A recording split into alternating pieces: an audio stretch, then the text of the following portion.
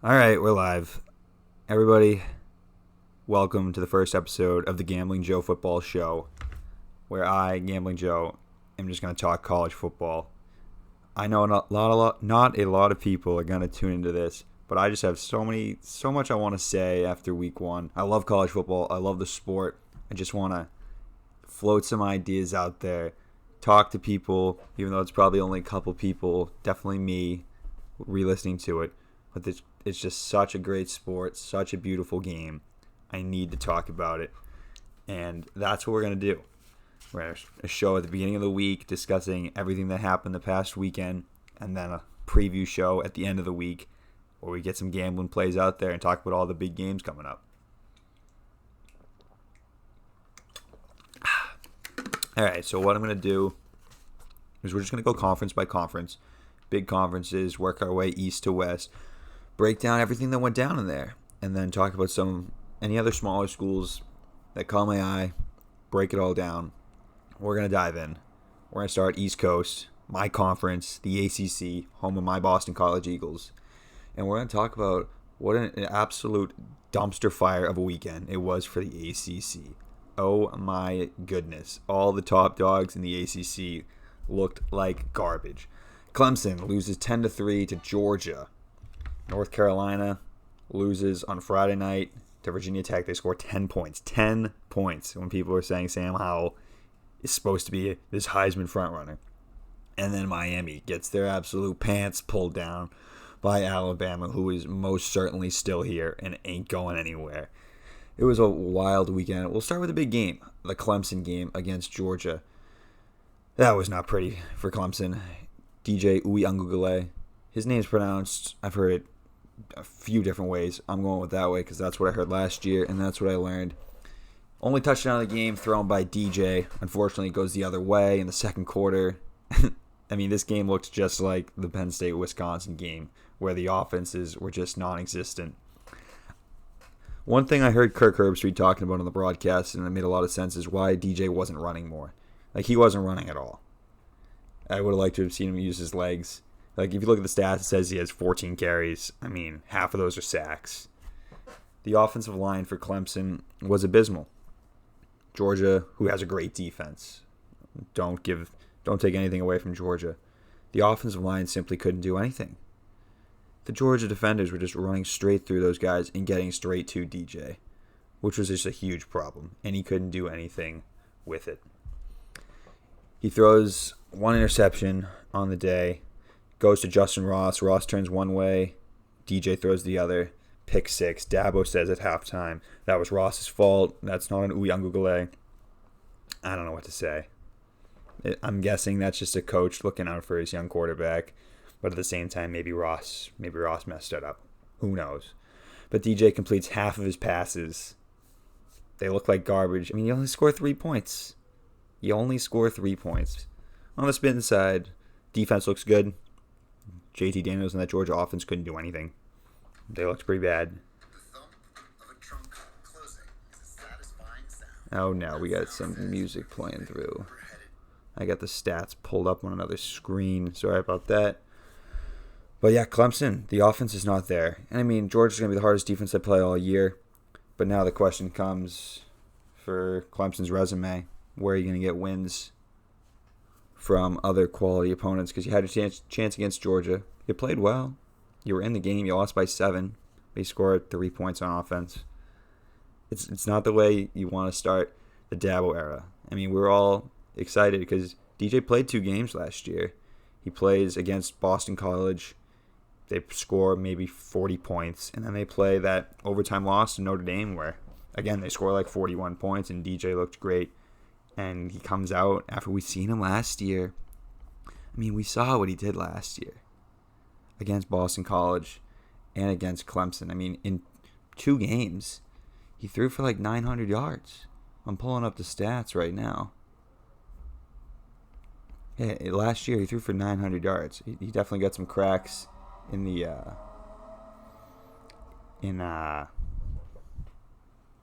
garbage time, little mop-up duty. But against BC and Notre Dame, he showed up. And against Georgia, he was a no-show. And we got to talk about the running game. Clemson runs for 2 yards, 2 total yards. Now that gets misconstrued because that takes into account all the sack losses. Those count as negative rushing yards for DJ, which is probably the second dumbest thing in college football. The first being the targeting penalty that is out of control, but I don't really want to talk about penalties. I mean, you couldn't establish the run game. Travis Etienne was such a crucial part of this team last year. I really think he got overlooked a lot with what he was able to do in the running and the passing game. I know Trevor Lawrence gets all the glitz and the glamour, and Mari Rogers gets to be a high draft pick because of it, but Travis Etienne was a first round pick. They missed him out there, man. They couldn't run the ball. They couldn't block the Georgia defenders, and DJ looked rattled up there. He never really took many shots down the field. I mean, he averaged 5 yards of completion. That's not going to get it done. Clemson, they're going to be fine. They're going to win 11 games. They lost this one. That's unfortunate. Shout out me. I had Georgia money line. I'm also holding the Georgia future to win the SEC. Not feeling great about that. But tough weekend for Clemson. But I mean, it was way worse for the other teams in the ACC. We'll go with the North Carolina game. Friday night, prime time. Everyone's tuning in. And North Carolina, who's supposed to have this great offense, we were all expecting to see North Carolina show up. And they lay an absolute egg. They get shut out in the first half. They're North Carolina. They lost a lot of guys last year. They lost their top 2 running backs. They were a run-heavy team. They ran the ball a lot last year. And they lost their top receiver.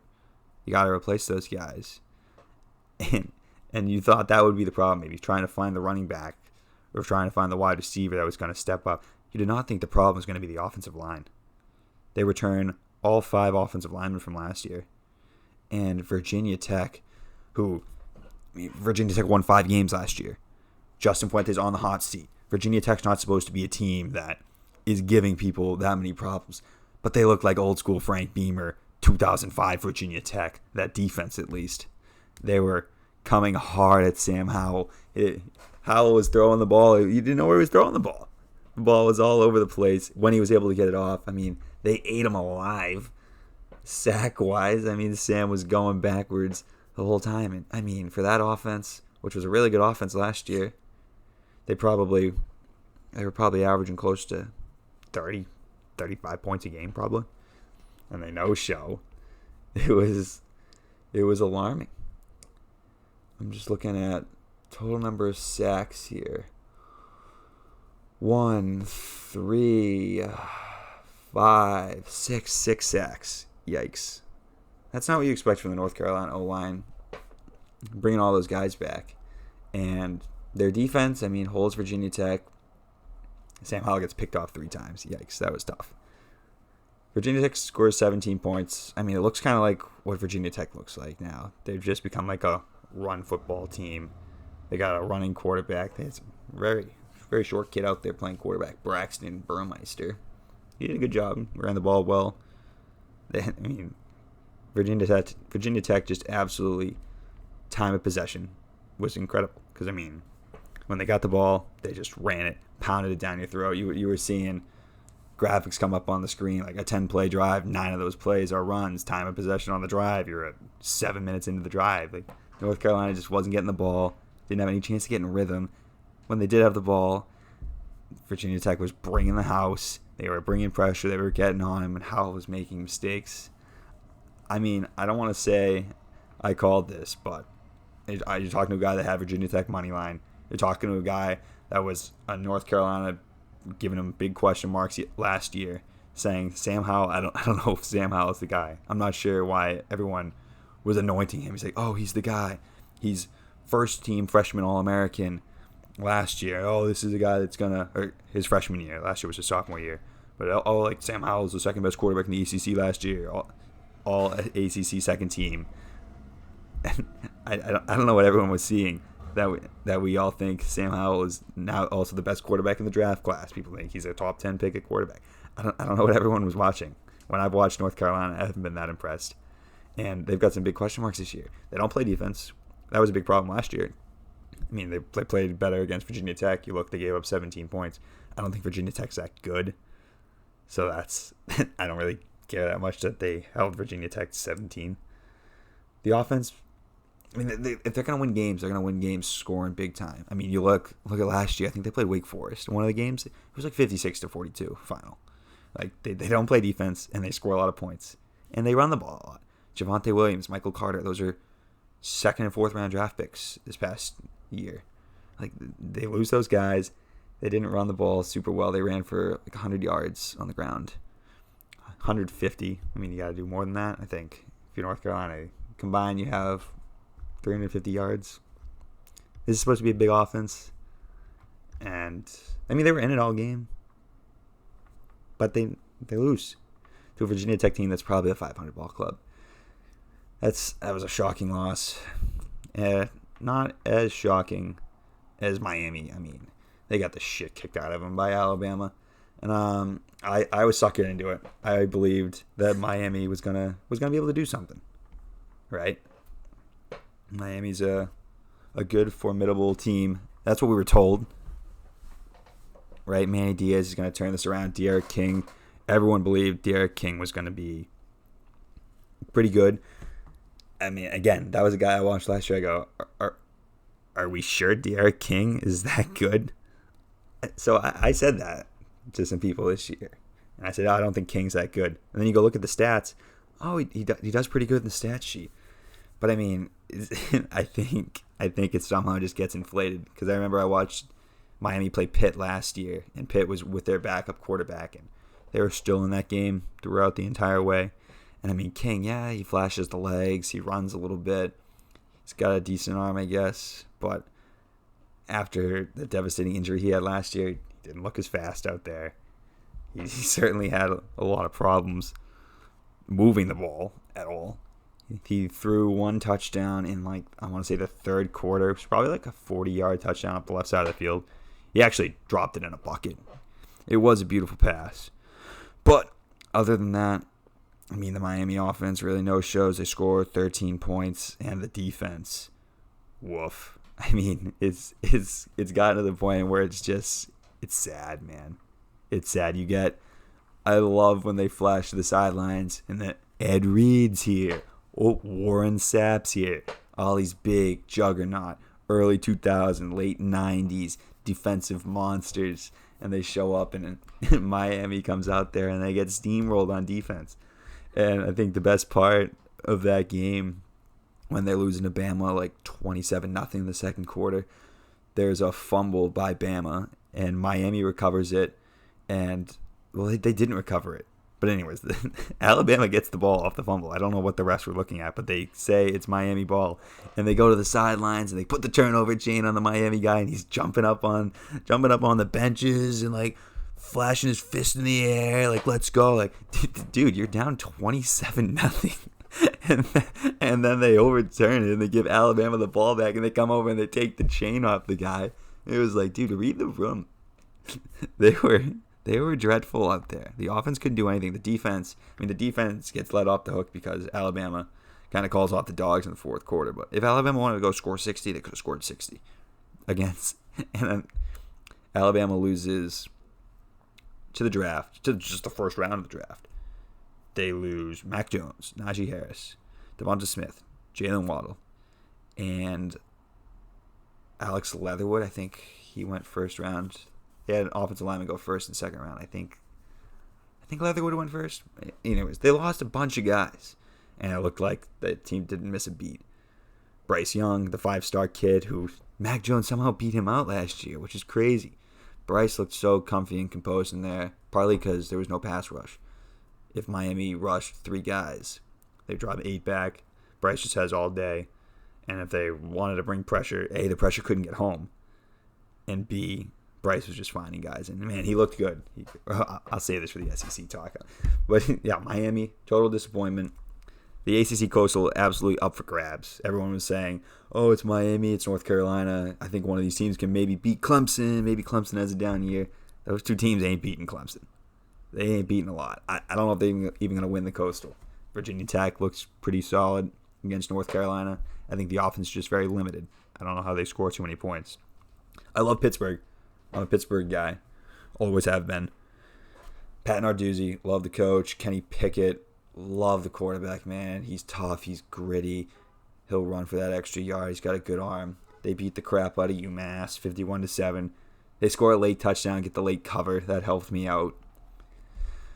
But other teams in the ACC, Boston College plays a nobody, kicks the crap out of them. NC State plays South Florida, kicks the crap out of them. I think NC State, Pitt, Boston College, Wake Forest. I think those were all pretty good teams. Wake also played a nobody, won pretty easily. Georgia Tech loses to Northern Illinois. That's not a great look for the conference. Lose to those guys. Even worse look, Duke loses to Charlotte, who's going to be one of the worst teams in Conference USA. And Duke goes at Charlotte and loses. It's just funny. Duke's no good. Syracuse wins their game against Ohio. Congratulations. Tommy DeVito, still the quarterback at Syracuse. It's been like 9 years, it feels, he's been there. And the last game to talk about real quick, the Florida State game against Notre Dame yesterday. I mean, great performance by Florida State. They come out, they look good, they ran the ball well. The defense sucked. Defense really sucked. But they rallied. I think they were down 38-20. They rally late in the fourth quarter, tie it up. Quarterback play wasn't great. Mackenzie Milton comes in, and I guess he was just okay. I mean, the starter, I thought Milton was going to get the start. I was surprised because they really kept that close to the vest as to who the quarterback was going to be. But after Notre Dame went quickly down the field, scores on the first drive, Travis comes out, and he has a tough day. He completes half his passes, gets picked off 3 times, completes 9 passes, has 3 interceptions. Mackenzie Milton, hey, he gets his shot, right, because Travis's helmet comes off. He comes off for a play, and they just roll with Milton. Good performance on the ground. They ran the ball well. Notre Dame, I'm surprised. Usually they have pretty big dogs up front. I don't think Notre Dame's that great. Sorry, it could be that Notre Dame's not very good. It could be that Florida State's good. Because remember, I like Florida State this year.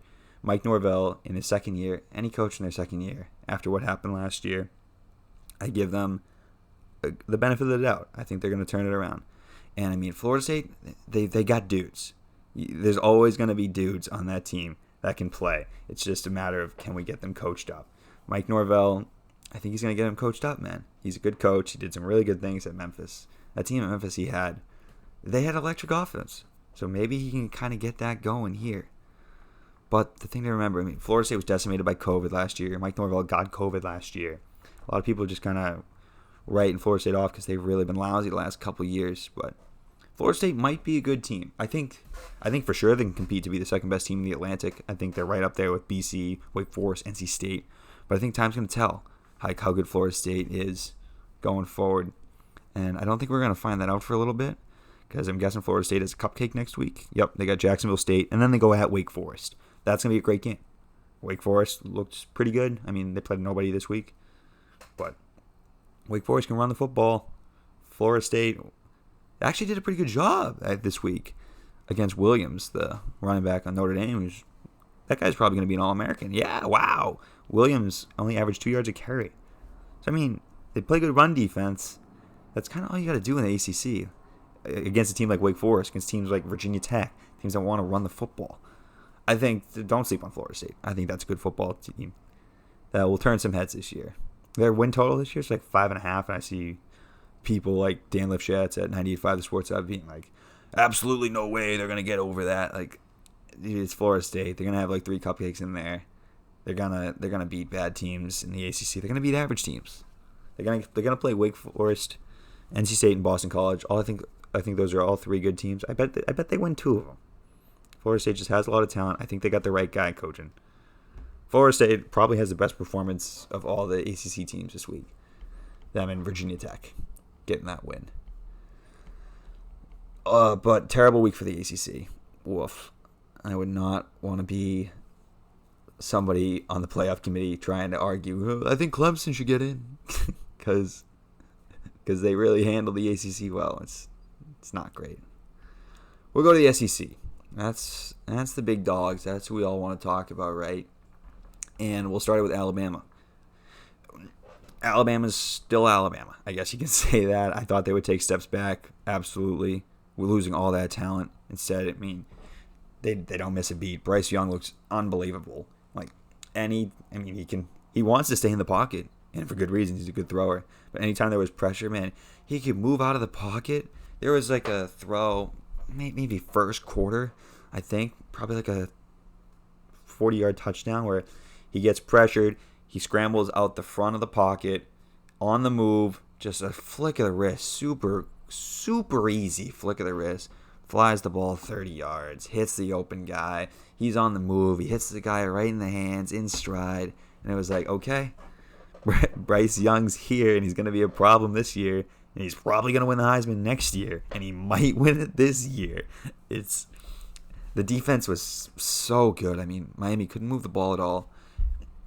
And Alabama, I mean, that offense, I thought, hey, maybe Alabama's going to have a little trouble moving the ball at all because you lost all your skill position players from last year when you were like, I don't know, the best team in the country by a mile last year. And they said, nah, it's not going to be a problem.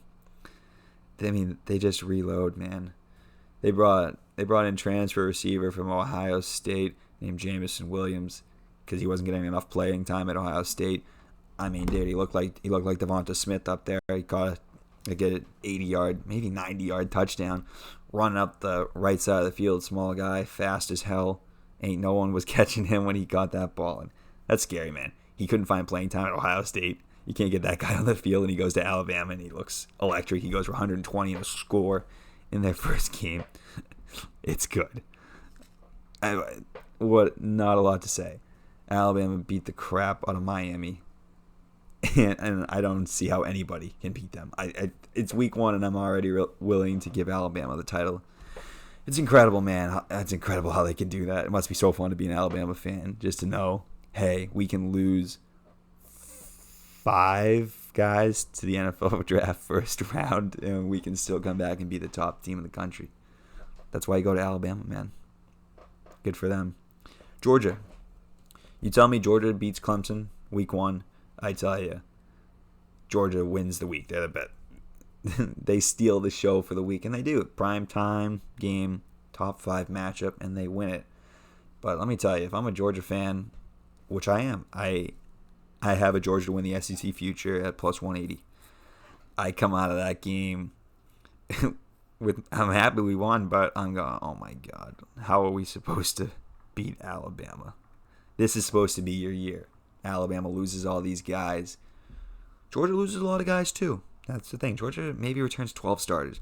But you got your guy at quarterback, JT Daniels. He comes in halfway through last year, goes 4-0, and you go, bam, we got our guy, superstar transfer from USC. He was a stud in high school, gets hurt early at USC, sees the door when Slovis gets the job. The first couple of drives, I was like, Daniels looks good. They're running the ball pretty well, which is always Georgia. Big offensive line, we're going to push you, we're going to run the ball. A lot of handoffs out of the shotgun, a lot of easy 5-yard dink and dunk passes. And they were moving the ball a little bit. They'd get to the 40, the 50, then they'd punt. And I was like, okay, eventually Georgia's going to open this up and start going down the field, pushing down, sending guys deep, testing people. It never came. He completes 22 passes for 135 yards, 4.5 yards an attempt. I mean, what are we doing?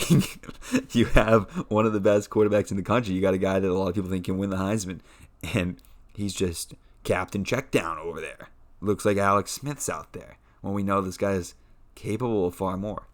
Does Clemson have a good defense? Hell yeah, they do. They got one of the best ones in the nation. But hey, they're not that good. I mean, what are we, 8 months removed from them giving up 49 points to Ohio State in the playoff last year? Like, I think Clemson's good. I don't think they're hold one of the top teams in the country to 3 points offensively good. Like, I don't know. I don't get it. And is Kirby Smart just does he ruin guys? That's the question. You look at Jake Fromm, a guy that was like great his freshman year. So good that he comes in for an injured Jacob Eason. Fromm wins the job, and Eason transfers to Washington. Justin Fields comes in as a recruit. Fromm beats him out. Fields transfers to Ohio State. And Jake Fromm every year looked worse and worse and worse. He had to go pro after his junior year because he couldn't come back for his senior year because he was going to get worse again. He gets drafted by the Bills. He got cut this year. Like, we watched him with Jake Fromm for 3 years, and we just watched Jake Fromm regress. And I'm a little afraid for JT Daniels, who I thought was a good little bet to win the Heisman. I didn't take it. But he didn't throw the ball down the field at all. You're Georgia. You got to have the guys, right? You got to have the good wide receiver room where you can, I don't know, throw it to the sticks, throw it 10 yards, push the field. They didn't do that at all. The offense looked super limited. You'd think that was JT Daniels' first game in the system. Not that he has 4 games under his belt from last year and that he just had a full off season with Kirby Smart, who's, I don't know, what's he been at Georgia for 5-6 years? Ah, my God. I mean, you beat Georgia fans. Congratulations. You beat Clemson. That's awesome. I don't know how you look in the mirror and say to yourself, the SEC is ours. We're not just going to beat Alabama. We're going to win the title. That team's not winning shit this year, man. The SEC East is a joke. It's bad this year. Florida's not going to be a good team. They didn't look great this week. But man, Georgia, I like I said, I have Georgia ticket to win the SEC. Rip that one up. Throw it away. That's what I did after that week 1 performance. They're just they're not going to be able to keep up with Alabama. You don't score any touchdowns. You had 60 minutes and you can't find the end zone. They ran the ball well. I don't know why they didn't run it more. Their lead back, I think it was like 13 for 72, but work to do for Georgia. Maybe they clean it up, maybe they get better, but they got work to do. They're not going to beat Alabama. All right, elsewhere around the conference, number 6, Texas A&M cruises by Kent State. They had a slow start, 10-3 at halftime. Texas A&M has a freshman quarterback. I think his name's Hunter King. Slow start. A&M's got a great defense. Kent State's a good team. They're a good MAC team. So holding them to 10 points is pretty good. You don't know how much you've seen, but A&M's probably not going to beat Alabama. Florida beats FAU by 21. FAU gets a late touchdown, score all 14 points in the fourth quarter to get that cover. Shout out my fellow FAU bettors at like about plus 24. The big shocker is Emory Jones of Florida, the quarterback who's in his 4th year, I think, with Dan Mullen, that I think a lot of us thought was going to be fun to watch, right? Because Dan Mullen's done a good job with quarterbacks, Dak Prescott, Kyle Trask. I thought Kyle Trask was the best player in college football last year. I thought he was super great with that fantastic talented team. And you would see Emory Jones would come in for Kyle Trask in like 3rd and 2 situations or goal line situations because he's like the scrambling guy, dual threat. He come in and run the option or whatnot. So, I mean, I was excited to see what Emory Jones had to do. I didn't watch this game, FAU, Florida. I put it on for like the 4th quarter. I mean, there's a bunch of other games going on. But, I mean, Emory Jones goes 17 of 27, 126 yards. He's picked off twice. I mean, that's not good against FAU. FAU, they're a nice team. But, I mean, you're going to see a lot harder there. I'm on Florida under their win total under, whether it was 8.5 or 9, something like that. I think Florida lost a lot of pieces, and certainly this game was not one to make them feel better. The quarterback room is the quarterback competition's open. I think it's wide open. LSU, it's safe to say the party is over and the music has stopped for Coach Ed Ogeron there. They fall to UCLA 38-27.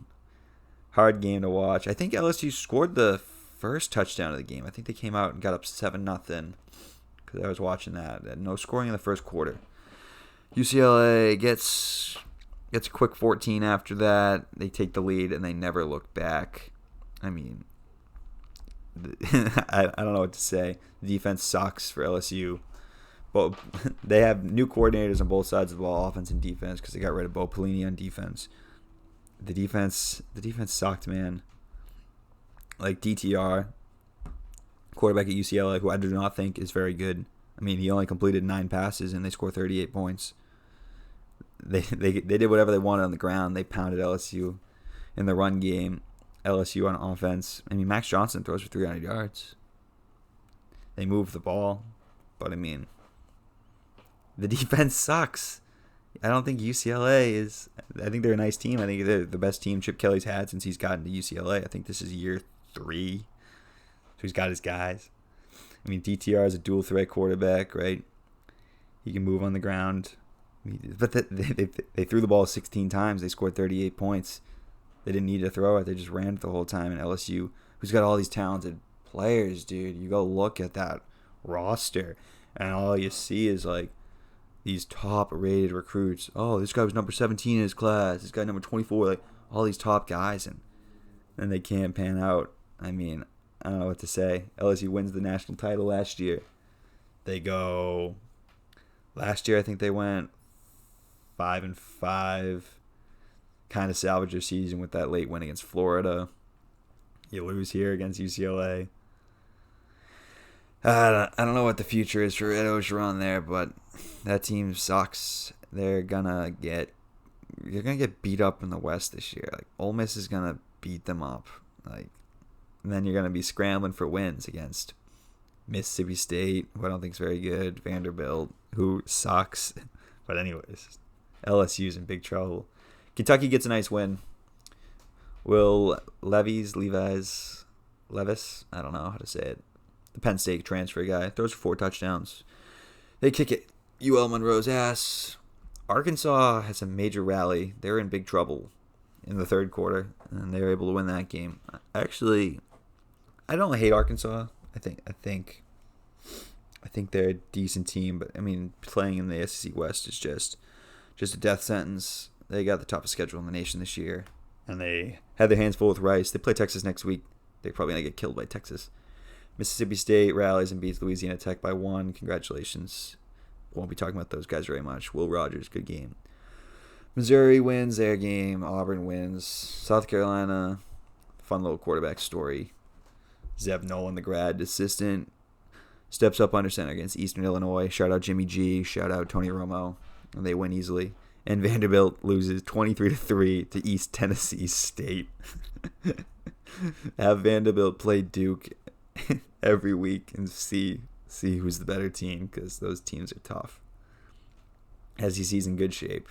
Alabama's still Alabama, and the gap between Alabama and the rest of the field, I did not think there was a gap really between them and Georgia, and there is a huge gap. It is quite significant.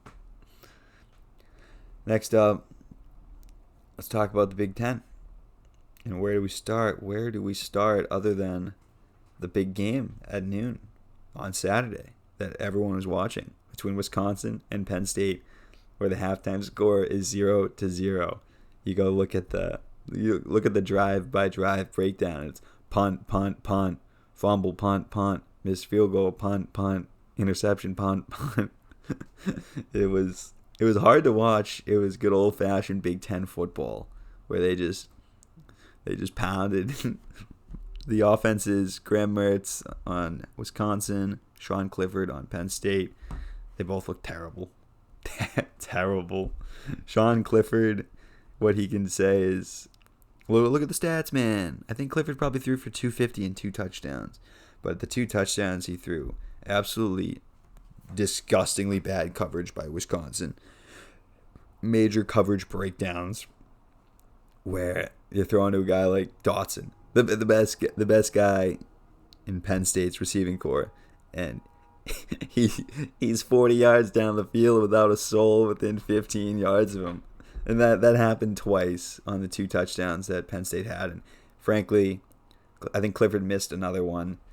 The Wisconsin defense, the safeties were cheating up so much against the run or the short passes, and they were getting beat pretty bad over the top. Sean Clifford throws for 247 and 1. Oh, only 1. I thought he threw for 2. Oh. Dotson caught one of them, caught 100 yards. It's hard to watch out there. Good defense, I guess, from both teams, and a huge win for James Franklin, because after last year where they started 0-5, I'm going to say, 0-4, 0-5, they really needed a bounce back. They go into Madison and they get that win. That's awesome. It was an ugly game. They will get beat up by Ohio State, but they get the win. That was huge. They're able to stop Wisconsin, who was running the ball good. Wisconsin got a new running back transfer from Clemson. But, I mean, that was all they could do. Graham Mertz sucks, dude. That guy stinks. I think he gets picked off 3 times. 2 of them are in crunch time trying to lead a drive down the field. I mean, I don't know what happened. When we saw him last year on opening day against Illinois on, I want to say, a Friday night, and he throws for like 5 touchdowns. It's a Big Ten freshman record, or it's the most ever from a Big Ten player on the opening weekend. And then he gets COVID and kind of disappears a little bit, comes back late, but that's not the same player anymore. I mean, there's a big difference between Illinois' defense when there's no film out on you and Penn State's defense when they got all damn summer to plan for you. Graham Mertz is not that guy. Jack Cohn is over at Notre Dame, and he looks fantastic last night. It's tough. Oh, and the SEC. I forgot to say, Ole Miss, they're kicking the crap out of Louisville right now. Matt Corral looks fantastic. Ole Miss looks fantastic. The defense looks good. But just remember, Louisville's horrible. I was saying that before the game. Don't get it twisted. Ole Miss is a good team, but Louisville sucks. But yes, a great win for Penn State. You go in the right direction. You get a big win. I know all the State fans, like John Wolf, are through the moon. But, I mean, you got to score points, right? They score 16. You have to score a lot more than 16 against Ohio State. Iowa kicks the crap out of Indiana. What a win for Iowa at home. They hold Indiana to 2 field goals. Michael Penix gets picked off 3 times. I think the Indiana little fairy tale story is over. I mean, when I think of Indiana last season, they were really good. They lost like 1 game maybe. And when I think of them is they were down 35-14 to Ohio State, and Michael Penix has the game of his life. Probably throws for like 5 touchdowns and gets Indiana back. And we all thought Indiana was really good. I think they tricked a lot of us, including myself. Like I picked Indiana this past weekend. I was like, you know what? The line seemed fishy. It seemed like Indiana shouldn't be that close, but man, Iowa kicks the crap out of Indiana and sets up a phenomenal game for next weekend. Iowa at Iowa State in Ames. The battle for the corn over there. It's going to be a fun game. And Iowa looks damn good. What are they going to do? They're going to play good defense. They're going to have a game manager, a quarterback. They're going to run the football. That's exactly what they did. Tyler Goodson, 20 carries, hundo, and a TD. Iowa's good. Iowa's good again. Iowa's always overlooked. Very good football team. Michigan beats the crap out of Western Michigan. Congratulations to them. We'll see how good they are next week. Huge game against Washington, who Washington is tough. Anyways, Rutgers kicks the crap out of Temple. I think Rutgers is going to be really good this year. I don't think Temple's going to be very good. And I know that. It's a little slow start from the Scarlet Knights. They put up 61. Good for them. Greg Schiano. Guy knows. Maryland picks up a nice win over West Virginia. I don't know how good either of those 2 teams are, but Baby Tua throws for 300 yards and 3 touchdowns. Good for him.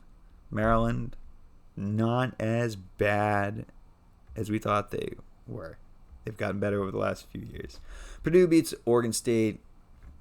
Cool. I think Purdue's just going to be Purdue. And Illinois loses to UTSA. That's a bummer. I think they were underdogs too. Texas San Antonio comes at them and wins. Nebraska also beat up Fordham, I think. Like 50-0. The Big Ten, oh my goodness. Wow, I was literally about to move on, but I forgot about the Friday games. Thursday, Ohio State, Minnesota. The Buckeyes come out slow. Halftime, they're losing. CJ Stroud warms up in the second half, ends up throwing for 4 touchdowns. I see CJ Stroud getting some hate online. I mean, that's a super talented QB room, and I'm seeing people being like, if CJ Stroud keeps playing like this, like people are gonna start calling for CJ Stroud's job. Why? It's game 1. I didn't think he looked that bad. I mean, a guy making his first ever start, throwing his first ever passes.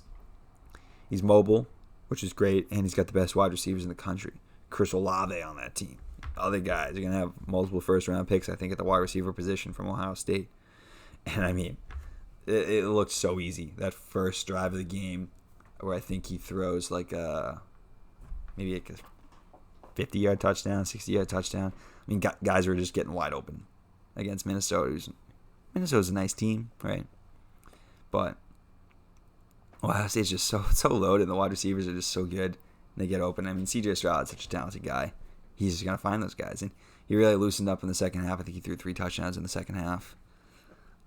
I think he looked fine. I think he looked good. I think Ohio State's going to be a problem. Obviously, that's not a hot take. Defense needs to be better. Minnesota gets 31 points. Super sad, though. Mohamed Ibrahim, who was Big Ten running back of the year last year, I think he tore his Achilles. I don't think it's been released. I think it's an undisclosed leg injury, but he's out for the season, which is tough. I mean, he's such a good back, and he's so critical to what Minnesota wants to do. Right? They want to run the football, control the clock, and play good defense.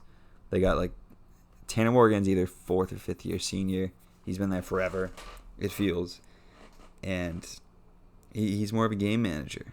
Minnesota's had some good wide receivers, but they lost Rashad Bateman, who went to the first round this past year. He went to Baltimore. They lost Tyler Johnson 2 years ago, so they don't exactly have that wide receiver depth that they used to have. But now they're in a little bit of trouble. But Minnesota's I'm trying to think, the opposite word of dynamic. I'm not sure what it is, but that's what I would describe Minnesota's offense as. It's not they're not going to overwhelm you. And I just didn't think Minnesota would score 31 points on Ohio State. So the defense has some work to do. I mean, the defense doesn't have to be great to beat Penn State. I don't think Sean Clifford's any good. But I don't know where Minnesota goes from here. You just lost the focal point of your offense. Next man up, PJ Fleck, blue collar guy. He's not gonna lose anything over this. He'll figure out what to do. But it's just a brutal blow for Minnesota. And also, Gus Johnson was back in midseason form on Thursday night. Literally, Minnesota runs out on the field for the first offense possession. And Gus Johnson is like, this will be Tanner Morgan's first snap since his dad died. I was like, why did you need to say that? Why we are back. This was the first big game of college football. And Gus Johnson tells me Tanner Morgan's dad passed away this summer. I didn't need to know that. He was all over the place in that first drive. I think there was a blatant hold, and on a screen pass or something, and it was not called. And they show the replay, and nobody mentions it. And then there's a brutal targeting on the first drive of the game, right at midfield. I actually think it wasn't called targeting. I think it was overturned, but a flag's thrown, and Gus Johnson's like, I think that might be hands to the face on some battle between some offensive lineman and some defensive end on the other side of the field. And it's like, dude, were you watching the same game I was? I think it's for the guy that got blown the fuck up by the defender who dove in head first after him. It was a shaky start of the game for Gus Johnson, and I don't think he was any better over the weekend when he was calling the next game, but it was cracking me up. That guy has a job. I like Joel Klatt. I like Klatt, but it reminded me of when Gus Johnson, he has his big game notes or whatever on some big board, and it was after one of Ohio State's last games of the year, and he signed the board and he gave it to Ezekiel Elliott. And Zeke's like, what? Wow, thanks. It's like the kid that gets socks for Christmas. He's like, what am I supposed to do with this now? He's got this giant 6 foot by 6 foot poster board signed by Gus Johnson. The fact that Gus Johnson thinks he's that big a deal that people want his signed game notes that Zeke probably threw in the trash when he got home that night cracks me up. Michigan State looked great also on Friday night against Northwestern. They had a transfer running back from Wake Forest. His name's Kenneth Walker. He ran for 264 yards and 4 touchdowns. I tweeted midway through that game, renamed the Doak Walker Award for the best running back in the nation, rename it after Kenneth. That was an unbelievable performance by him. And a great win for Mel Tucker. It was a tough year last year, but they kind of turned things around at the end of the season when they beat Michigan right at the end of the year. Big step in the right direction. They have a little quarterback kind of problem where they were deciding between two quarterbacks. I thought Anthony Russo, the transfer from Temple, he clearly looked better. So Michigan State might be okay this year because they're going to run the ball and probably just use game manager at quarterback. Anthony Russo is a perfect game manager. He made some nice throws. The offense was better with him out there. All right, moving on to the Big 12, and boy, was it a quite the weekend for the Big 12. We'll start with what everyone wants to talk about: the game on Friday between South Dakota and Kansas. I don't know if anyone watched it, but Kansas rallies late, scores a late touchdown at home to beat South Dakota from the FCS, and the fans storm the field. That's awesome. Kansas' win total for the season was 1. They were like minus 500 against South Dakota. They barely pull it out. The fans stormed the field. I don't even know if Kansas won any games last year, but Kansas is rough, man. And they play Duke, I think, this year. That'll be a fun one. Kansas, Duke, and Vanderbilt. Those teams should just have a little cycle where they play each other one week. The other two teams play the next week. Someone gets a week off. Get all those bad teams together and just have them play each other. It'll be a good laugh. But yes, the real game I want to talk about, the Oklahoma game against Tulane. A game that I did not really watch because it was fucking Oklahoma against Tulane. Tulane. But OU goes down early. I think they gave up an early touchdown. 7-0, maybe 14-7. I think it was 14-7. And OU quickly makes it like 27-14. And I think myself and a lot of other people out there are like, all right, that was fun. Thanks for coming out, Tulane. But Tulane didn't go away. And Ohio State, Oklahoma's offense just absolutely no-shows in the second half. They score a total of 3 points. 3 points in the second half. Spencer Rattler out there. The stat line, that's all I can really reference because I didn't watch a lot of that game. The stat line's not great. I mean, he gets picked off twice out there. Apparently, I saw on Twitter, one of the interceptions that he threw was absolutely egregious. Like the first one he threw in the game, just a bad read, forcing it into double coverage. And I think a lot of us assumed that Spencer Rattler, especially in his second year, a highly touted recruit, was really just going to make that next step and look really, really good. Because, I mean, you look, the guys before him, all the guys before him that had a season of experience, you're looking at Kyler Murray, Heisman winner. Baker Mayfield, Heisman winner. Jalen Hurts, who loses his job in the national championship game and then basically just rides the pine behind Tua for the next year. And everyone says he's just not a good enough quarterback. Even he goes to Oklahoma and is a Heisman finalist and looked really good there. And man, Spencer Rattler, I think we just all assumed he would look good. Dude, you get picked off twice against Tulane. You scored 3 points in the second half against Tulane. I mean, the advantages that you're supposed to have over, should I say it again? It's fucking Tulane. And they just didn't have it, man. And the defense. You heard a lot of talk about OU's defense is going to be a lot better this year. They're bringing back a lot of guys. They were a popular pick in the media to surprise people and win the national title. Well, let me tell you, that is not happening with a defense that goes up 35 points to Tulane. The offense, I mean, it's great. They scored 40 points. Maybe score a little more against Tulane. You get essentially shut out in the second half. You score 3. That's weird, man. They almost blew it. Tulane recovers an onside kick at the end of the fourth quarter, and eventually I can't remember if it was a turnover on downs or an interception, but that game ends. But yeah, I mean, Tulane was 50 yards away from winning that football game, where they have the ball late in the fourth quarter after the onside kick. That would have been so bad for Oklahoma, and definitely raises a lot of red flags going forward. But hey, it's week 1. I'll give them the pass. The rest of the Big 12 was up and down. But the game I want to talk about most, Iowa State against Northern Iowa. That was big bad. Iowa State beats UNI 16-10. I mean, that game was super close. You're talking we're in the We're in the fourth quarter, and Iowa State's up 13-10. You're one big play away from FCS Northern Iowa, who played a 7-game season this spring, who went 3-4 in the FCS, and they come to Iowa State, and they absolutely stagnate that entire Iowa State offense. I mean, Iowa State, you got Breece Hall.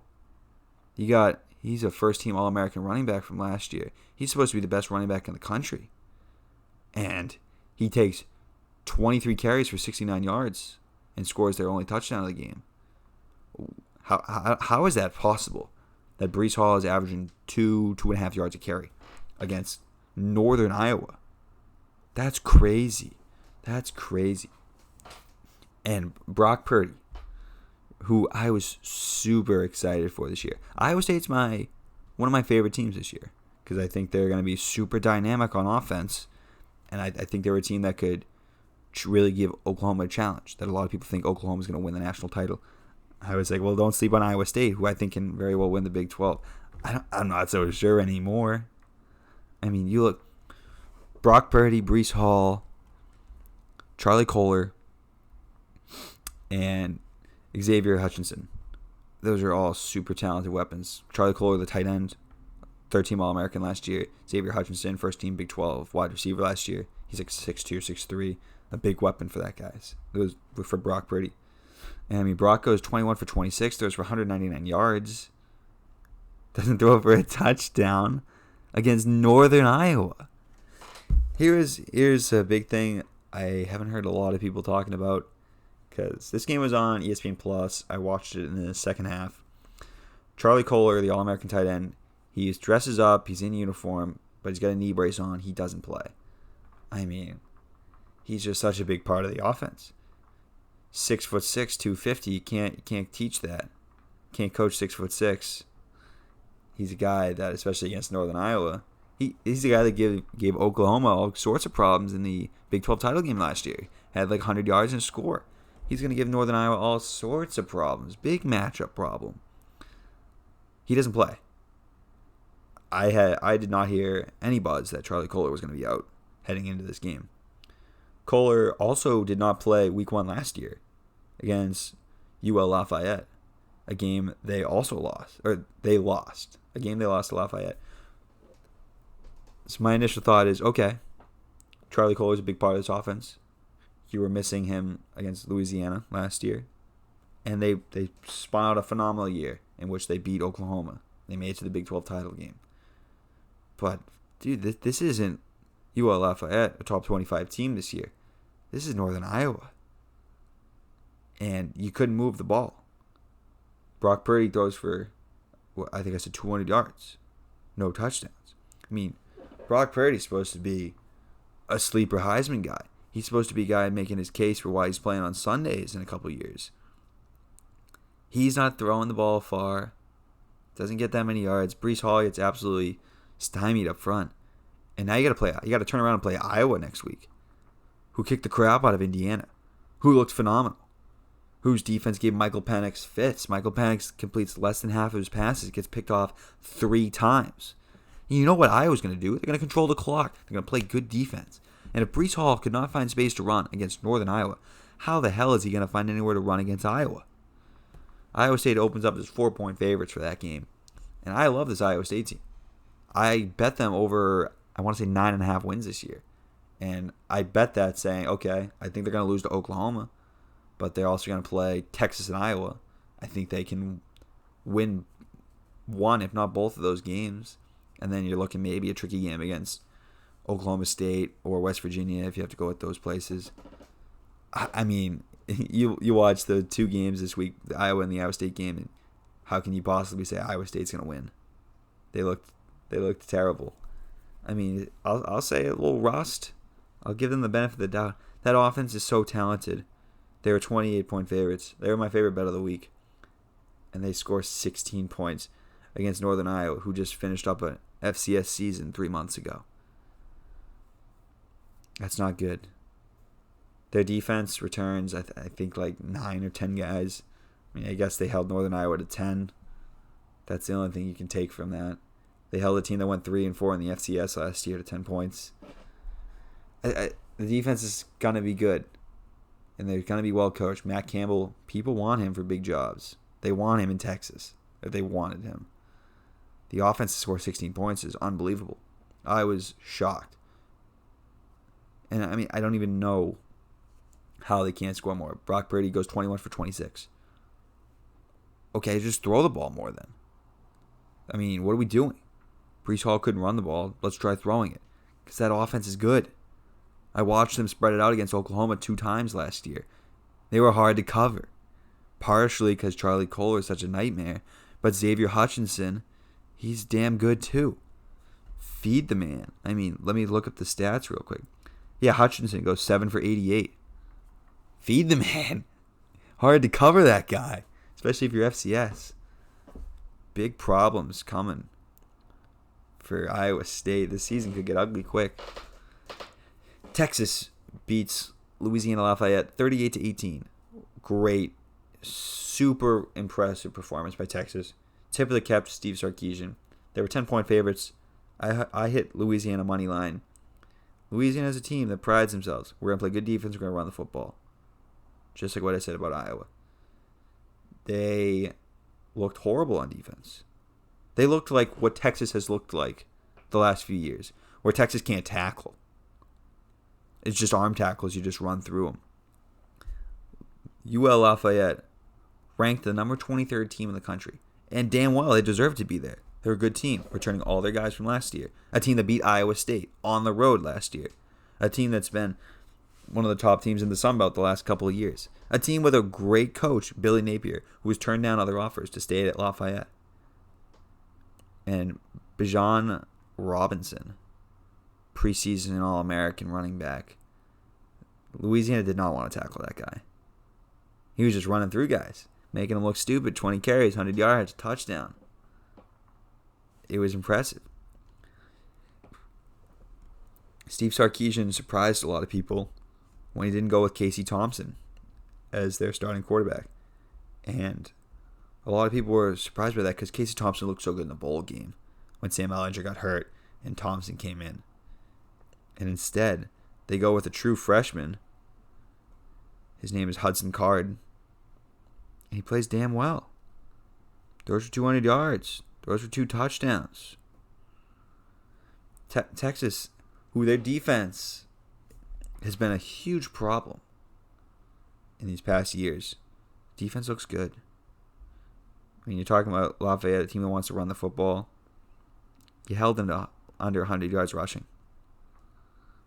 They were forced to throw the ball a lot, and they didn't really do much with it. I tell you what, the most impressive part of that Texas game was. Texas is up 21-6 in the third quarter. Louisiana finally gets some momentum going. They go down the field, they score a touchdown. They miss the extra point. It's 21-12. And me as a Louisiana bettor says, okay, this is it. This is your chance to make the push. You get a stop, you get back on offense, and you go down the field and you make this a 1-point game. And Texas, I mean, they must have taken 6 plays. They're breaking off huge chunks. Next thing you know, Texas is in the red zone. Next thing you know, Texas scores. Bang! What an answer. It's 21-12. You look about 7 plays later, it's 28-12. And all of a sudden, this is getting out of control. And Lafayette couldn't move the ball on offense. And then every time Texas gets the ball, they're going. They're running the football. They're throwing the football. Texas looked really good. Texas looked really, really good, man. And on a weekend where OU doesn't look good, where Iowa State looks bad, Texas comes out and they handle their business. And they beat a really good team by 20 points. The best team any team in the Big 12 played. Louisiana, they murk them.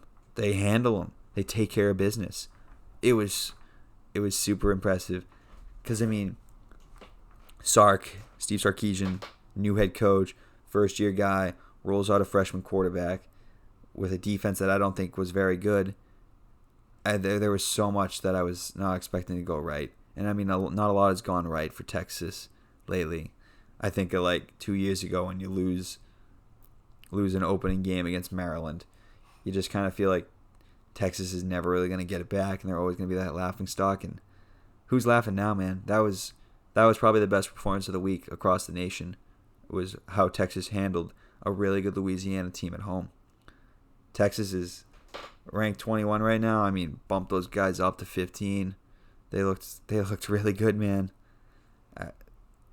If I'm Iowa State and Oklahoma, I'm nervous, man. Because let me tell you, when OU was getting handled a little bit by Tulane, and that game was really close, I was saying to myself, "Oh wow, Iowa State's gonna be really good. They're gonna be a problem." And then Iowa State comes out and they look like crap.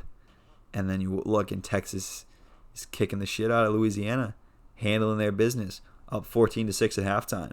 Come right out, punch you in the mouth, score on the opening drive of the third quarter. Texas looked really good, man. Texas is a team to watch out for in the Big 12. Don't turn your back if you're Iowa State or OU, because Texas is coming. Other performances in the conference. Kansas State looked great against Stanford. Skylar Thompson was back. He was injured early last year, I think. Back at quarterback for Kansas State. He didn't do much, but they ran the ball great. Deuce Vaughn, 13 carries, 124 yards. That was great. They kicked the crap out of Stanford. Stanford scored like a late touchdown. It was a great performance by Kansas State. West Virginia falls to Maryland. West Virginia's still kind of struggling to find their identity since getting rid of Dana Holgorsen. Not a great performance. Texas Tech rallies against Houston. They went down 14-0. They go on to win the game 38-21. Pretty good. Oklahoma State beats Missouri State by 7. Spencer Sanders doesn't get the start at quarterback. That was surprising to me. I'm not sure why, but if you only beat Missouri State by 7, you're not very good. Baylor wins. TCU wins. Congratulations. Congratulations to everybody. Texas, great performance. Those guys are flying up your Big 12 power rankings. Iowa State, man. Iowa State versus Iowa next week. That could be ugly for Iowa State. I hope they show up. Pac-12. Pac-12 is a conference I was very excited to watch this weekend because you had a lot of great games, specifically West Coast games. Pac-12 versus Mountain West. And I was excited for the Mountain West to go out there and prove to some people, hey, we're a legit conference, right? I think the AAC gets a lot of buzz as that best mid-major conference, when I think the Mountain West is right there, can hold the candle right with the AAC. So I was really excited to go see those guys play. We'll start with San Jose State against USC. That was the game, the number one game I wanted to watch this weekend in this Pac-12 scenario. USC, a team that I don't believe in. Clay Helton is there in his 6th year. A coach I don't believe in. A quarterback, Keaton Slovis, I don't believe in. And they looked great. San Jose State is your defending Mountain West champs. They went 7-0 last year. They brought back essentially their entire team. They have a great quarterback in Nick Starkel. They run the football. But most importantly, San Jose State plays defense. And they take a lot of damn pride in it. San Jose State's... I'm getting in front of myself because I like talking about the Mountain West. And I like San Jose State. San Jose State is a team that is going to play really good defense. And they're a team that has turned things around.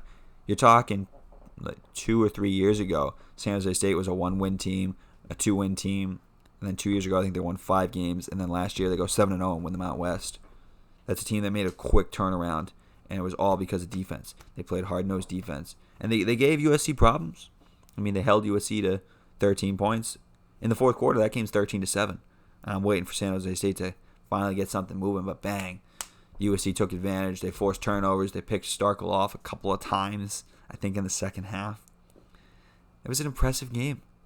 San Jose State's defense, I got to keep saying it just so everyone can understand what I'm saying. San Jose State's defense is very good.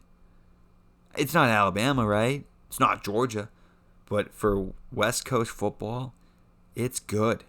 And USC handled it pretty well.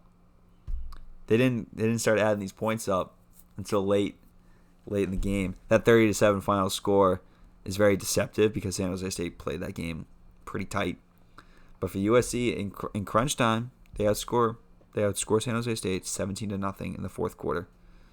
Slovis looks capable. The defense looks good. USC looks like a team who last year they were They were very competitive. They were undefeated. They were lucky to be undefeated because they had multiple games that needed late rallies, and they went to the Pac-12 title game with a chance to make a case to go to the playoff, and they lost to Oregon. And I didn't think they were going to be that legit. They looked great. To beat the Mountain West defending champs at home to start your season after San Jose State played a game last weekend was very impressive. I think USC's a team you gotta nod your head to and say, all right, I think this team's legit. And another team you need to nod your head at is UCLA, who beats LSU 38-27 at home. They embarrass Ed Ogeron. That offense, I don't know how they score 38 points when they only have 9 completions, but they just run the ball. Zach Charbonnet, the transfer from Michigan, a guy that wasn't getting on the field that much. Looks like the whole offense out there. A guy takes 11 carries, 127 yards, gets a score. Charbonnet. It's fun to say. UCLA look good, man. What can I say? I'm not a DTR guy, the quarterback, Robinson. But, man, you keep winning. What am I supposed to say? They beat up Hawaii week 1. Beat LSU by 11. That LSU defense sucks. A lot of people think that UCLA can surprise teams and be the best team in Los Angeles, be the best team in LA County, be better than the team that plays at the Coliseum that everyone thinks is phenomenal, thinks that they got the next Heisman quarterback there. Can UCLA be better than USC? I don't think so. I don't think their offense is good enough. Yeah, I know they just hung 38 on LSU. But, I mean, you got to throw the ball, right? USC's going to dial in on that running game. I just don't think they got the quarterback. I don't think UCLA is that special of a team. People think they can win the Pac-12 South. I'm not so sure. I'm not sold, but a great performance by UCLA. Good for them. Speaking of great performances, Oregon gets a nice win over Fresno State. Fresno State's no joke, man. That's a good team, too. Also from the Mountain West. Shout out. They return, as most of these mid-major schools do, they return a bunch of starters. They got Jake Hayner at quarterback. I mean, it's good. It's good offense. Fresno State's known for having a good offense. And Oregon played that game tight. They were losing late. They were losing in the fourth quarter. But Anthony Brown, under center, Boston College quarterback transfer. Shout out the Eagles. Shout out my Birds. Brown gets it done. They rally in the fourth quarter. They get the win. Good for them. I think the Pac-12 North is probably wide open. It's going to be super competitive with Oregon, with Washington, Utah. The Pac-12 actually looks like a legit conference. They look definitely better than the ACC. That's for sure. Anthony Brown throws for 170 yards, 1 touchdown. He also runs for 1. That was something that was interesting. Watching him a lot at Boston College, he really didn't look to use his legs. But when he came on in the bowl game last year, because he replaced... He would come on in like Wildcat more offense where they would run the ball with the quarterback. I'm blanking on the quarterback that Tyler Shaw transferred to Texas Tech, I think. Anyways, they would bring Brown in and kind of use him as a running quarterback, even though he had been a pocket quarterback at Boston College for most of his career. And that was something that surprised me in the bowl game, and that kind of carried over to the game today. He runs for 56 yards and a touchdown, had a long run of 30. It's not something you saw a lot of from Brown at Boston College, and it's not something you saw a lot of with Tyler Shaw last year. But I guess that's what Oregon wants to do, and you can't blame them. Running quarterbacks have had so much success recently. You want to get those guys out there running the football and throwing it. Do I think Oregon is a threat to go to the playoff? No. They're ranked 11. They play Ohio State this next week at the Horseshoe. They're 14-point favorites. I mean, I know this song and dance. I watched Anthony Brown play at Boston College for 3 years, and he spent a decent amount of that time on the injured reserve list. He's not a great pocket quarterback.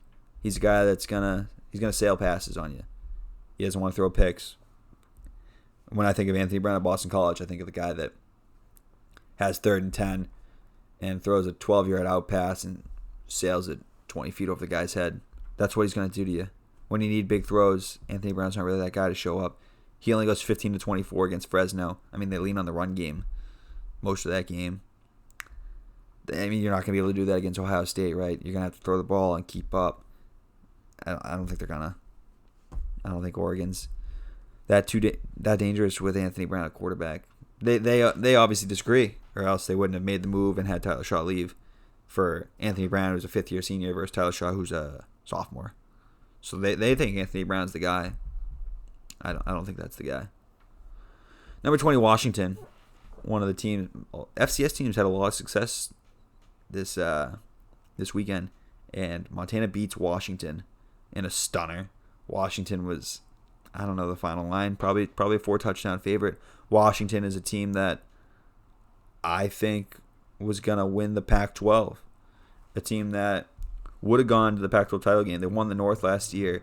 Can't play in the game because they had COVID galore on that team.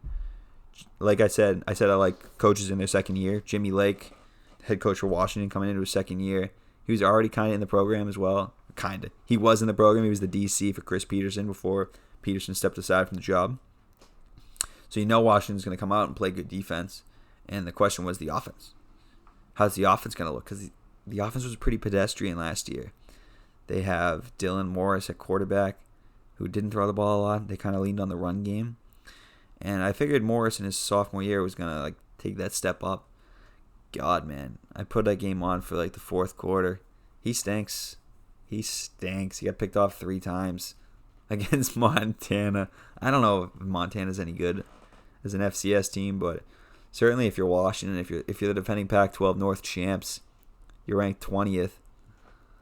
You got to do a little better than that. I mean, this Washington team is based on the defense, and the offense was just going to try and catch up this year, I think. I thought Morris would look a little better than that, getting picked off 3 times against Montana. Wow. I had Washington over 9.5 wins, maybe 10 wins this year. I don't know. I certainly did not cap in a loss to Montana, that's for sure. And now they got to fly halfway across the country next week and go to the Big House. The Big House packed with 80,000 people, 90,000 people, and play a Michigan team that looked pretty good on week 1. Yikes. I mean, they're going to bring their defense. That defense is going to travel, but how the hell are you going to score any points? You scored 7 points at home against Montana. Now you got to go at Michigan. Your quarterback got picked off 3 times by Montana. Now you're going to have 90,000 people yelling at him in Ann Arbor. That's tough. That's tough for Washington. Stanford got killed by Kansas State 24-7. Might as well just call it 24-0 because they score a late touchdown. God. They look horrible. They can't move the ball. I would watch that game a little bit, actually. And I mean, they couldn't get any drives sustained. They were only drives that ever had anything going were where you saw penalties that were kind of keeping the ball moving. And how long are we going to give David Shaw until we start saying, hey, buddy, you good? How are we going to start winning football games? Because Stanford hasn't been very good or very competitive. It's been a bit. It's been a second, as the youth will say. Seems like David Shaw gets a pass. I don't know. Poor performance from Stanford. Oregon State loses to Purdue. I don't think anyone expects Oregon State to be any good. And, Cal loses to Nevada. So this was the third of the Mountain West games this week against the Pac-12. So San Jose State gets beat up. Fresno competes but loses. Nevada wins. Nevada got the easiest draw, getting Cal. And I don't know what happened. Because Cal comes out of the gate looking strong as hell. Cal comes out, scores a touchdown on their opening drive. Then they shut down Nevada pretty quick. Cal gets the ball, marches down the field, scores another touchdown. And it's 14-0. And you're like, what's going on here?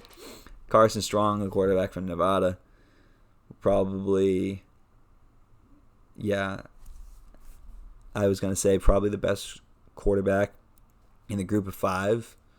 UCF fans will say Dylan Gabriel is. Carson Strong is getting certainly a lot of love for it.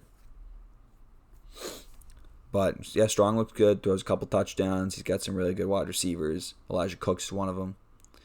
That was a really late game. I watched the first half. And after Nevada went down 14-0, I was holding a Nevada moneyline ticket. I was asking myself, what the hell was I doing with that ticket? Nevada gets a couple field goals. They get a touchdown in the second quarter. They go into halftime down 1, and then they handle their business in the second half. They go and win that game 22-17. Cal's offense, I don't know what happened. They just disappeared. Chase Garbers is back for with probably his third-year quarterback at Cal. You would have thought you'd see a little more. I know Nevada's got a good offense. I think the defense is solid. Nevada's one of the best teams in the Mountain West. Cal's an team in the Pac-12. So not a huge surprise that Nevada was able to win that game. They were like 3-point dogs. But a good performance for Nevada. And probably like the only blemish on the resume of the Pac-12 this week of an otherwise pretty good week. And Washington, of course. How am I forgetting that? But Cal's not anything special, right? That's like Georgia Tech losing to Northern Illinois. It's like, hey, good for you, but who cares? It's not that important. Washington State loses to Utah State. I don't really care. BYU beats Arizona. Arizona's competitive, at least. I think Rich Rod's the coach there. I was kind of excited to see about Gunnar Cruz, the young quarterback, young gunslinger there. Gunnar the gunslinger. They lose. They cover. Good for them. BYU lost a lot of guys. They're able to win without Zach Wilson. Shout out them. So that was all the major conferences there. And it was a fun week. Fun week. I mean, I planted my ass on the couch at noon on Saturday and didn't leave. I left at like 7:15 to walk down the street and pick up a pizza and hustled my ass back into the seat just in time for the Georgia-Clemson game. But other than that, there was no reason to leave the house. It was awesome. Scrolling through real quick. Fun game next week. UAB versus Georgia. Don't sleep on UAB, man. Don't sleep on UAB. But scrolling through here to see what else I liked that I want to talk about real quick. It's tough to say because you see all these mid-majors are actually playing the Power 5 teams. So you got a lot to talk about. UConn loses to Holy Cross 38-28 after they lost last week to Fresno 45-0. Their head coach announced he was retiring, I think yesterday, and then today it was announced that it's effective immediately. So UConn is without a head coach. That's a sad state of that program. I mean, what are we, 10 or 15 years removed from those guys winning a BCS game, like being a legit team, and now they're just like a laughing stock. And I mean, they're gonna get crushed, dude. They're gonna get crushed by everyone. You just lost to Holy Cross by 10. They're gonna get crushed by UMass. They're gonna get crushed by UMass, dude. UMass is actually gonna win like 3 games this year. They're gonna beat UConn. They're gonna beat Maine. And they're going to beat URI. And they might beat New Mexico State. UMass is a team that took advantage of the transfer portal. They added maybe like 4 or 5 starters from the transfer portal. I think their quarterback's from Colorado. They added some other guys too. They're not going to be good, right? But they're going to win 3, maybe 4 games. Army wins. Shout out the troops. 43-10 against Georgia State. That was a game to take the under. Those two teams run the ball literally every play. But wow, Georgia State actually threw the ball 20 times. I guess that's what happens when you're losing by 30 points. You got to come back. Navy gets the shit kicked out of them by Marshall. Marshall fired their coach this past offseason. So they got a new guy leading the charge, which is surprising because Marshall was really good last year. Like, gun to my head, they were probably like a 7-1 team. I think they lost their bowl game, but that was a weird move to fire their coach. And I guess it looked like it's paying off. Liberty's going to be really good this year. They win their first game pretty comfortably, 48-7. That's a team that I'm holding a ticket for. They're over on win totals, and they're going to have some fun games this year. I think they got Ole Miss. They definitely have UAB, which is going to be a fun game. But I think they were able to schedule a couple SEC teams. They're going to be fun. They're an independent team, so they don't have any conference foes to play. And not that I even want to see them play in the Sun Belt or wherever you would see Liberty fitting in. It wouldn't be the right spot. I guess we'll just finish with this. Hawaii beats Portland State 49-35. Nobody goes to the Big Island and wins. Don't fact check that. They're up 28-0 at the end of the first quarter. Good for Hawaii. Hawaii's not terrible, I guess. But as we wrap up this podcast, I just want to point out Louisville is getting killed. They're down 43-17. Louisville's terrible, man. Louisville is terrible. I will give credit to Ole Miss. I mean, Ole Miss is another popular team that people want to bet on. The Lane train, Lane Kiffin in year 2 here. I am a Kiffin believer. He really kind of rebuilt himself at FAU. And he's got a hell of a quarterback, Matt Corral. It's funny, we're no more than a year away from when, oh my God, what was the guy's name? The quarterback for Ole Miss last year, people were saying he was going to be good. John Rhys Plumlee, I think that's his name. I think he's still on the roster. But I remember I saw an old tweet from about a year ago, and it was like, top 5 quarterbacks in the SEC. And it's got like Kyle Trask maybe at 1. It's got like Mac Jones at 3. And so people are like, oh, wow, Mac Jones kind of climbs that ladder. He was the best quarterback in the SEC last year. And it's got John Rhys Plumlee at 5. And I was like, oh, my God, I forgot about that guy. But he'll be someone in the transfer portal this offseason, so it'll be fun to see where he goes. I think, if I remember right, he's a guy that can kind of move a little bit, more than you would think. But, all right. Thanks for tuning in. We're about 80 minutes in. I just had so much I wanted to talk about. It was such an amazing weekend of football. I had like 3 screens going of action. Got the big TV going, the side TV, and the laptop. All games, all nonstop. My roommates were coming in and out throughout the day. Sometimes they're walking up, hanging out, then they're going out to the bar, doing whatever they're doing. And I'm just saying, nah, I'm good. I'm staying here watching football. It was a phenomenal day. Penn State at noon, Alabama at 3:30, and Georgia at 7:30. It was incredible. It was awesome. It's great to have football back, man. It is great to have college football. And the best part was, I don't think the game was compromised at all by players making money off their own name and likeness with the NIL deal. I will say that. It was fun to watch. It was a good week. It was a good week of football, and we get to do it all again next weekend. You got some really good games next weekend. We're going to get a preview podcast out on Thursday. Some gambling plays, definitely shorter, nothing to recap. Going through all the big games, seeing the lines I like. The early line that I recommend everybody go hammer the absolute piss out of is Rutgers -1.5 at Syracuse. Rutgers was 2-touchdown favorite against Temple, and they won by like 45. Syracuse sucks. Rutgers is good. Rutgers -120 on the money line. I mean, go throw more than a couple of units on that, man. They're gonna win that game. But that's all I gotta say. Thank you for tuning in. This was so much fun. And anybody out there who's listening at this point, there's probably nobody left. You ever want to be on the podcast? You ever want to come on and discuss anything? Discuss some picks on a Thursday, or discuss a recap on a Tuesday? Let me know, man. I'm all ears. I love talking college football. I love shooting the shit with anybody who wants to talk it, man. It's a fun game. It's a fun sport. It was a fun weekend, man. And we get to do it all again Saturday. Peace.